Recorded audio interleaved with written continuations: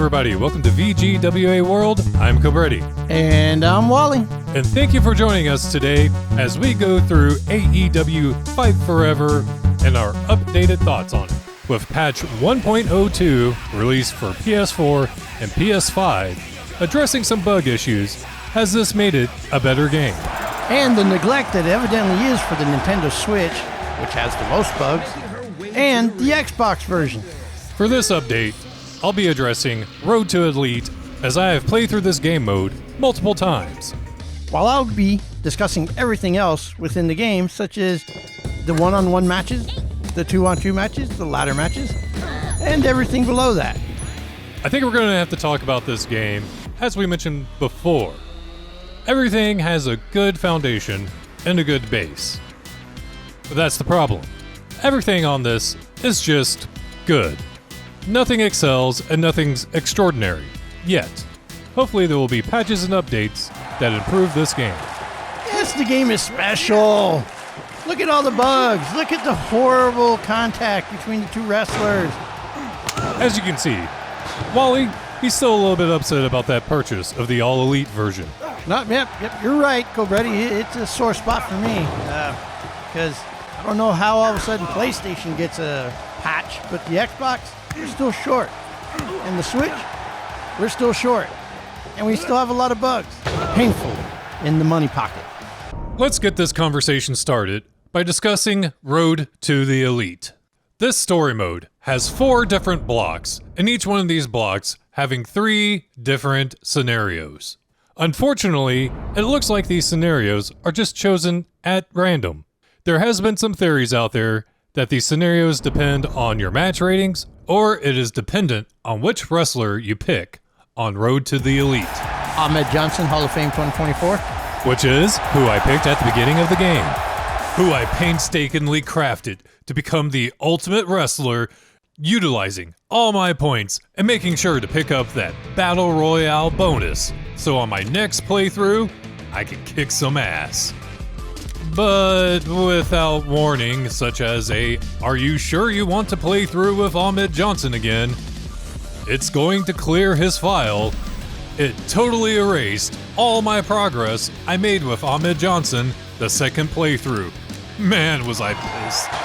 I noticed something was up whenever Ahmed Johnson was moving as slow as molasses in the Casino Battle Royal. Hey noob, you still haven't beaten that Casino Royal? Well, you best start getting good. Darby Allin kicked me in the middle of the ring, and I took a Shawn Michaels Hulk Hogan bump, where I flew back halfway across the ring, over the ropes, into the outside.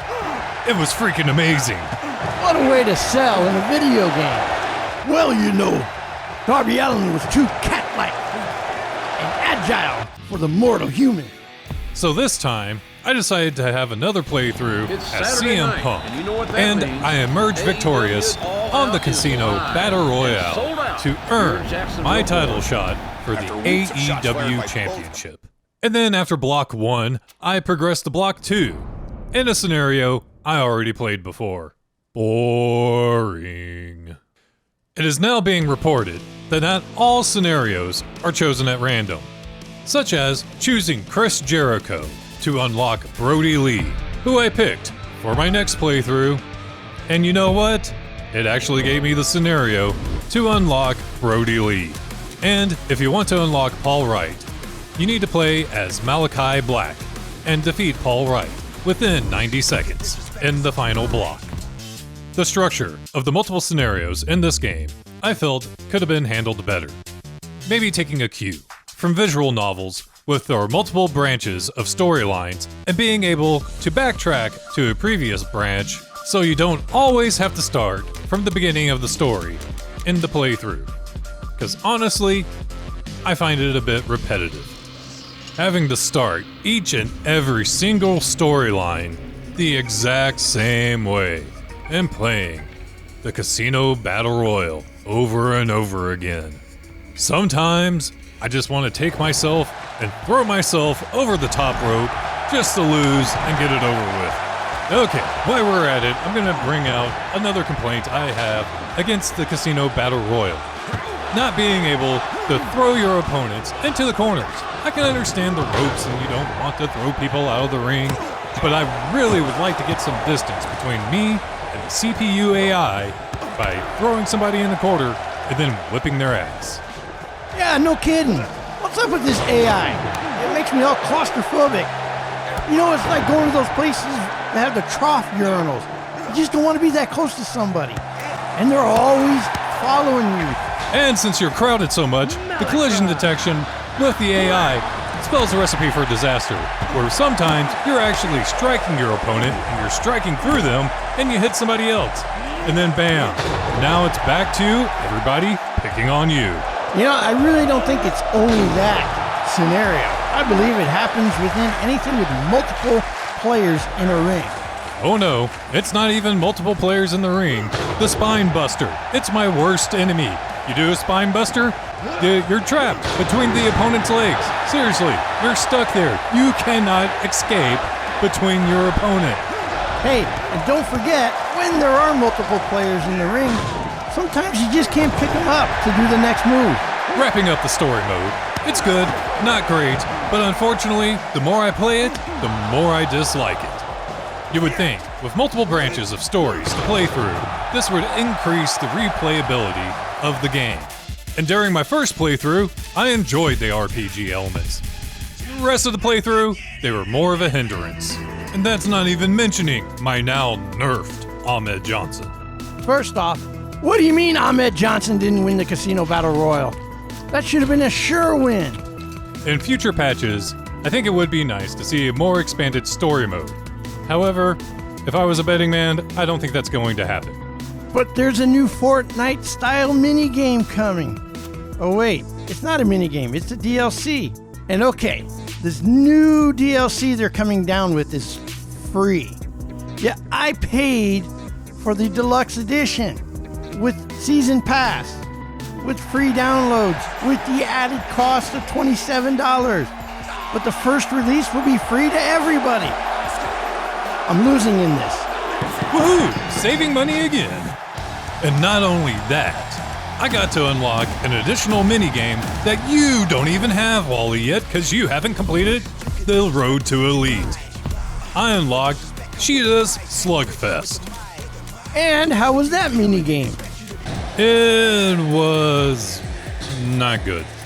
Well, to be fair, John Moxley whipped up on me on my first playthrough. He scored like 30 points to my meager 3. But you know what, Wally? I didn't have to pay for it. Sucker. Yeah, I paid for it and I still don't have it. But I do start off with 5 on the Xbox version. I have Chip Gather, AEW Pop Quiz, Penta Says, Join Us, and Death Race X. Wait, that's all? Well, I guess I can really look forward to Where's Orange and Spot the Difference. During my career mode, I only played the minigames twice. One time, I got Penta Says, which is already available from the main menu, but at another time, I got to play Path Tracer. And how were they? I have to tell you, even if you're the most ardent, die-hard AEW fan, can we all just agree that the minigames kinda stink? All filler, no thriller. How about we make a wrestling game with wrestlers doing wrestling?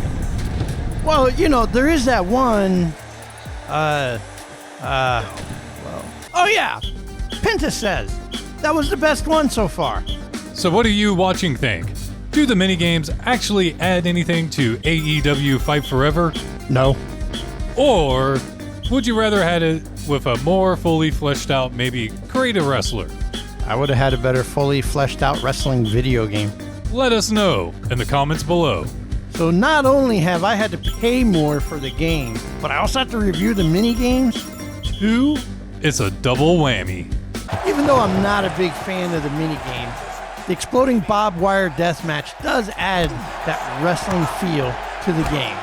The exploding barbed wire deathmatch, I think, is the cause of the faulty logic in the Casino Battle Royale, where they're applying the same rules in this match into the Casino Battle Royale as well, and causing you not to be able to throw your opponents into the turnbuckles or the ropes. I told you, get good, noob. And on the other side of that, where it was easy for Cobrettie to pull a Hulk Hogan, Shawn Michaels, sell over the top rope in the barbed wire death match, it's nearly impossible to get them over the top rope and onto the floor. I have seen videos, but for me, I'm not able to get them over the top rope and onto the floor. So Wally, what did you think of the ladder matches? Unfortunately for the Switch version, the ladder match was glitchy. It was very difficult to actually get the ladder in place and get up there on top. As for the Xbox version, pretty much the same issue, especially when you had multiple players in the ring. Singles, it was still difficult to get the ladder in the right place, but it was easier to win the match. But when you add 2 more players into the game, it became overly difficult to win the match. For me, the ladder match is a great addition to any wrestling game. It gives you that opportunity to win, well, whatever is on the line.